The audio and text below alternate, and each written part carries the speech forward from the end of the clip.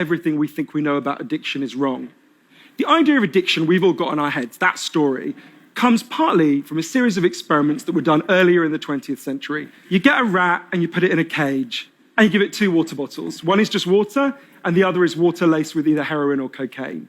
The rat will almost always prefer the drugged water and almost always kill itself quite quickly. In the 70s, Bruce Alexander, professor of psychology in Vancouver, comes along and he looks at this experiment and he noticed something. He said, we're putting the rat in an empty cage. It's got nothing to do except use these drugs. Let's try something a bit different. So Professor Alexander built a cage that he called Rat Park, which is basically heaven for rats, right? They've got loads of cheese, they've got loads of colored balls, they've got loads of tunnels. Crucially, they've got loads of friends, they can have loads of sex, and they've got both the water bottles, the normal water and the drugged water. But here's the fascinating thing. In Rat Park, they don't like the drugged water. They almost never use it. None of them ever use it compulsively. None of them ever overdose. You go from almost 100% overdose when they're isolated to 0% overdose when they have happy and connected lives. What if addiction isn't about your chemical hooks? What if addiction is about your cage? What if addiction is an adaptation to your environment? This has really significant implications. The most obvious implications are for the war on drugs, right?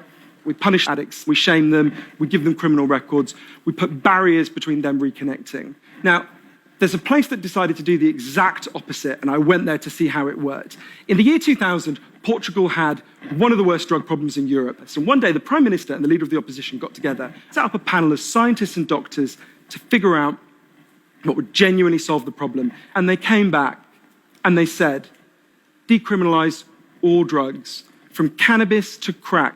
But, and this is the crucial next step, take all the money we used to spend on cutting addicts off, on disconnecting them, and spend it instead on reconnecting them with the society. But the biggest thing they did was the complete opposite of what we do. A massive program of job creation for addicts and microloans for addicts to set up small businesses. And when I went and met the addicts in Portugal, it's fascinating. What they said is, as they rediscovered purpose, they rediscovered bonds and relationships with the wider society, and the results are in. Injecting drug use is down in Portugal, according to the British Journal of Criminology, by 50%. Overdose is massively down. HIV is massively down among addicts. Addiction in every study is significantly down. We talk all the time in addiction about individual recovery, and it's right to talk about that. But we need to talk much more about social recovery. We created a society where, for a lot of us, life looks a whole lot more like that isolated cage and a whole lot less like Rat Park. What I try to do now, and I can't tell you I do it consistently and I can't tell you it's easy, is to say to the addicts in my life that I want to deepen the connection with them, to say to them, I love you, whether you're using or you're not, and if you need me, I'll come and sit with you, because I love you and I don't want you to be alone or to feel alone. And I think the core of that message, you're not alone, we love you, has to be at every level of how we respond to addicts, socially, politically, and individually. Because the opposite of addiction is not sobriety.